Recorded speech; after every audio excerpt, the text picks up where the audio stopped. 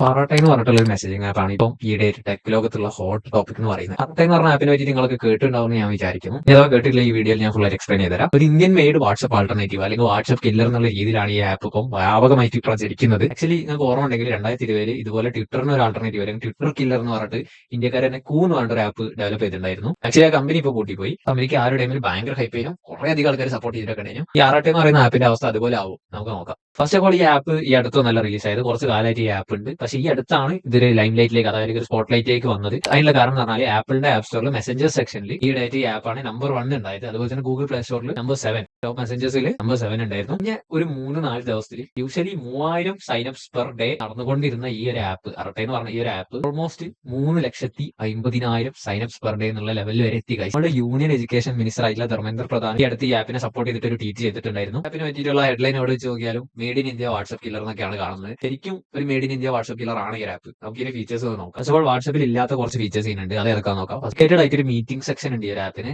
അതുപോലെ തന്നെ പോക്കറ്റ് എന്ന് പറഞ്ഞിട്ട് ഒരു ഓപ്ഷൻ ഉണ്ട്. അതായത് നമ്മൾ ടെലിഗ്രാമിലൊക്കെ സേവ്ഡ് മെസ്സേജസ് പോലുള്ള സാധനം തന്നെ ആവശ്യമുള്ള സാധനങ്ങളൊക്കെ ഫോർവേഡ് ചെയ്തിടാം. പിന്നെ ഇതിൽ വളരെ ഇമ്പോർട്ടന്റ് ആയിട്ടുള്ള ഒരു ഫീച്ചർ ഇല്ല. അതായത് എന്താണെന്ന് വെച്ചാൽ ചാറ്റിന് എൻഡ് ടു എൻഡ് എൻക്രിപ്ഷൻ ഇല്ല. സീക്രട്ട് ചാറ്റിന് ഉണ്ട് എന്നൊക്കെ ഒരു റൂമേഴ്സ് വെക്കുന്നുണ്ട്. അപ്പോൾ ഈ chat end to end encrypted അല്ലാത്തതുകൊണ്ട് തന്നെ ഈ ഡാറ്റനെ സംബന്ധിച്ച് കുറെ കൺസേൺസും കാര്യങ്ങളൊക്കെ വന്നിട്ടുണ്ടായിരുന്നു. പിന്നെ മെയ്ഡ് ഇൻ ഇന്ത്യ പറഞ്ഞ ഒരു ആപ്പ് സത്യം പറഞ്ഞാൽ ഇതിന്റെ രജിസ്റ്റേർഡ് അഡ്രസ് യുഎസിലാന്നൊക്കെ പറഞ്ഞിട്ട് കുറെ കോൺട്രവേഴ്സി നടക്കുന്നുണ്ടായിരുന്നു. ശ്രീധർ വെമ്പു എന്ന് പറയുന്ന സോഹോ എന്നൊക്കെ പറഞ്ഞിട്ടുള്ള കുറച്ച് ഫേമസ് ആയിട്ടുള്ള ഒരു കോർപ്പറേഷൻ ആണ് ഈ സത്യം പറഞ്ഞ ആപ്പ്, അറട്ടെ എന്നുള്ള ആപ്പ് ഉണ്ടാക്കിയിട്ടുള്ളത്. ഇപ്പോൾ യുഎസ് അഡ്രസ്സിൽ വെച്ചിട്ടാണ് ഇവർ ഓപ്പറേറ്റ് ചെയ്യുന്നത്.